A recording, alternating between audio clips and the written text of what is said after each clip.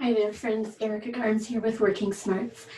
I have been sharing one particular idea with my manager and leader clients lately and realized that it would probably be something that would be very valuable to many of you.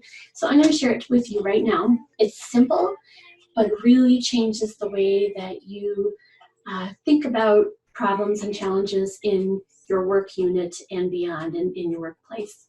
So this is actually stemming from a quote that one of my grad school professors mentioned to me, to the whole class. And I don't think she realized the impact, the long-lasting impact that this quote would have.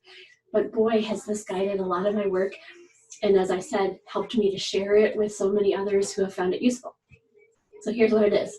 It's going to sound weird at first, and then I'll explain it. Joe isn't the problem.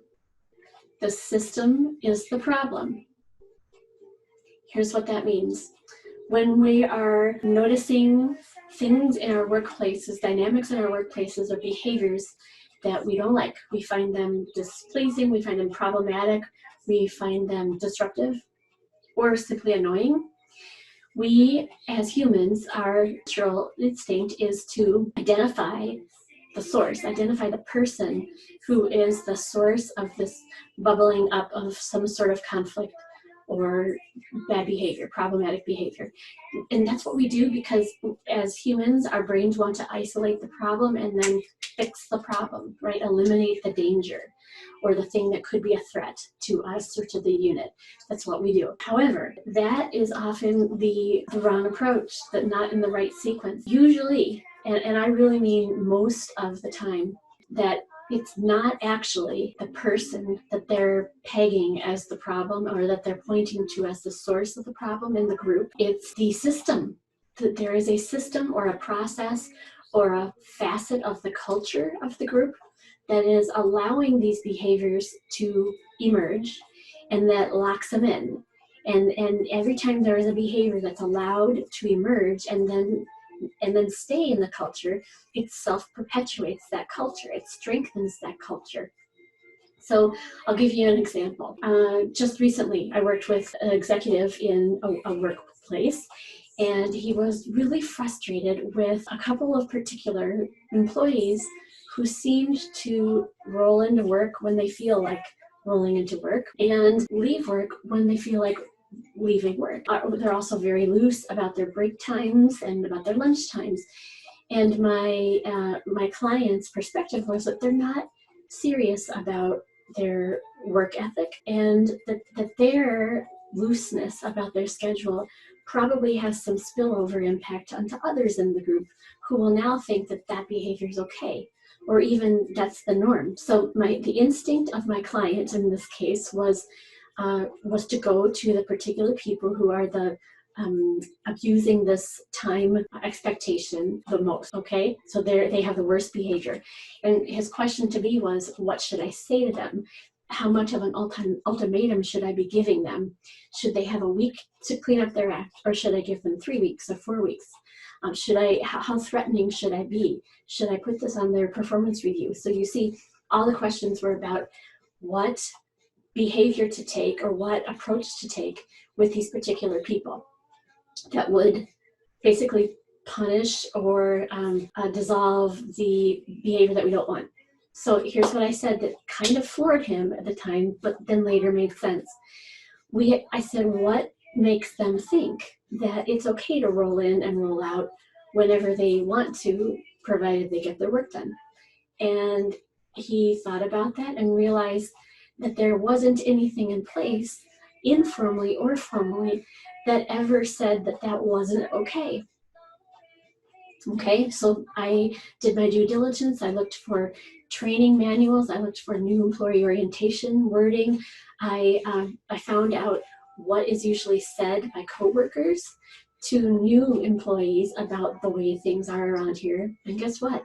There was no documented, formally or informally, guidance on how you use your time and how you keep your work hours. And so what's the problem in this scenario?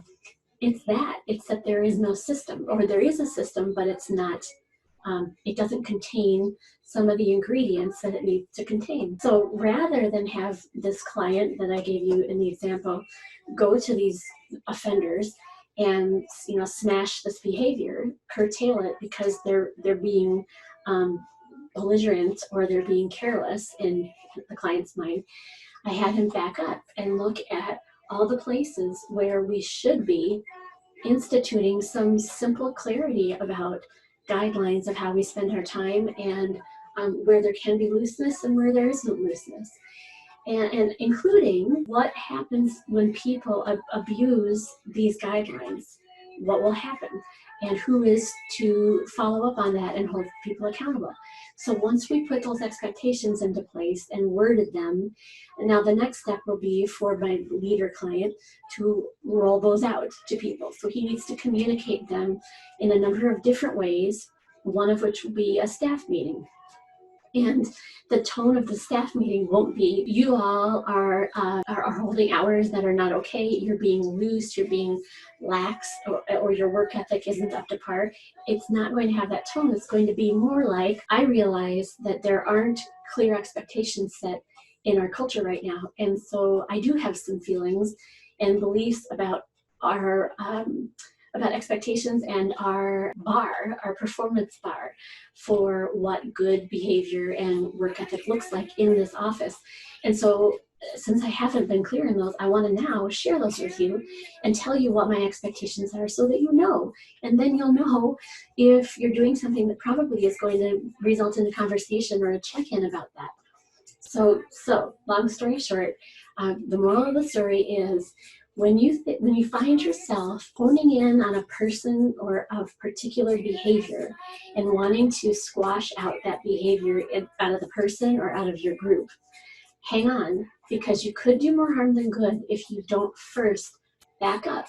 You could take a higher view of a higher perspective, so you're seeing the whole group, and look for evidence of missing systems or missing ingredients to your systems, processes, and procedures that haven't been clarified or communicated in a while.